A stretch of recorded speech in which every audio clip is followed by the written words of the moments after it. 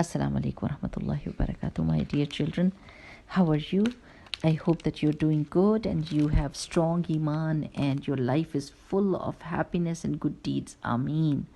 First of all, I'm going to say the dua which is going to make it easy for me to tell you things, and it is going to make it easy for you to understand. And that is Rabbi shrah li sadri wa yassir li amri wahlul uqdatam min lisani yafqahu qawli.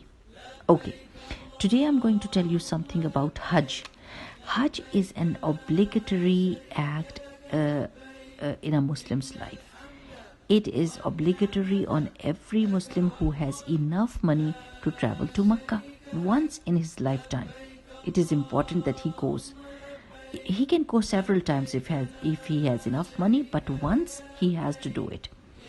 So when a Muslim leaves everything behind and go on this journey to visit Mecca, he leaves his job, his home, his family, his comfort zone, and do Hajj.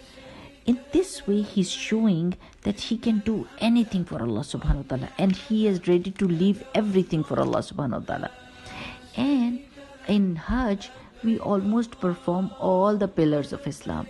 You have learned the pillars of Islam, right? What are the 5 pillars of Islam? Shahada, Salah, Zakah, Siyam, and Hajj, right? So, Shahada, how do we say Shahada in Hajj? When we say Labbaik Allahumma Labbaik, Labbaik la sharika laka Labbaik, Innal hamda wan ni'mata laka wal mulk la sharika lak. And that means that here I am, oh Allah subhanahu wa ta'ala, here I am.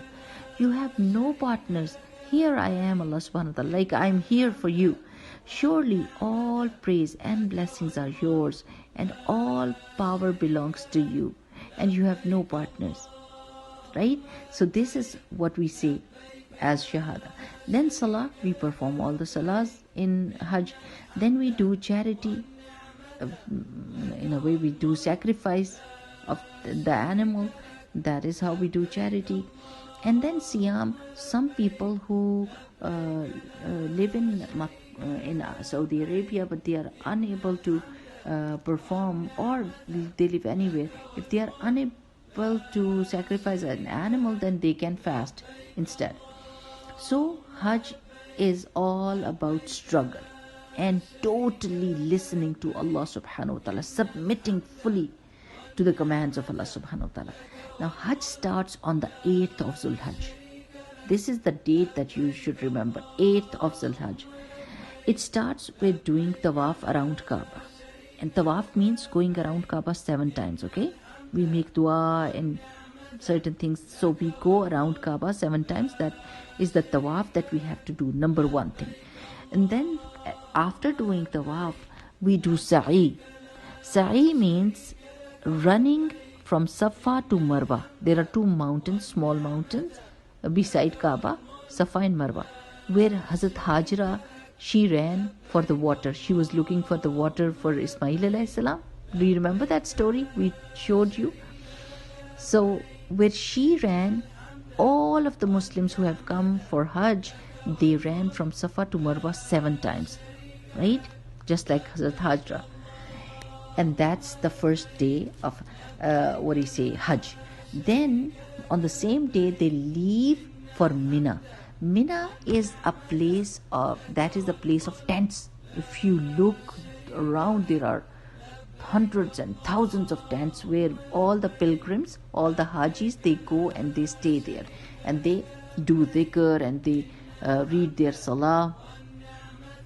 And then the next day comes. That is the most important day of Hajj, on which all the Hajis go to Arafat. That is the plain of Arafat. That is the main day where they do lots of du'as, and they stand up and they keep on crying and making dua to Allah subhanahu wa ta'ala, and they ask for whatever they need. They need forgiveness, they have different things that they are asking Allah subhanahu wa ta'ala. So they make lots and lots of du'as. And if you see any movie of Hajj, you would see that people cry a lot on that day. seeking forgiveness of Allah subhanahu wa ta'ala. Then on the evening of 9th, they leave for Muzdalifah, right? Muzdalifah is a plain ground. They go over there and they pray Maghrib and Isha, and then they sleep and take a little rest. And then right after Fajr of 10th, next day, they leave for Mina again. Now in Muzdalifah, they collect some pebbles too, okay? Some pebbles. There are a lot of pebbles over there. So they collect pebbles and there is a reason for that. So when they, next morning, they go to Mina, they use those pebbles to throw those pebbles to the places where Shaitan tried to stop Ibrahim alayhi salam from obeying Allah subhanahu wa ta'ala. Okay, there are 3 places where Shaitan strongly came and tried to stop and misguide Ibrahim alayhi salam, but he said he rejected him. So you throw your pebbles over there, and then you do sacrifice, and at the end you go to Makkah again and do tawaf of Kaaba, like going around Kaaba 7 times, and that is the end of Hajj.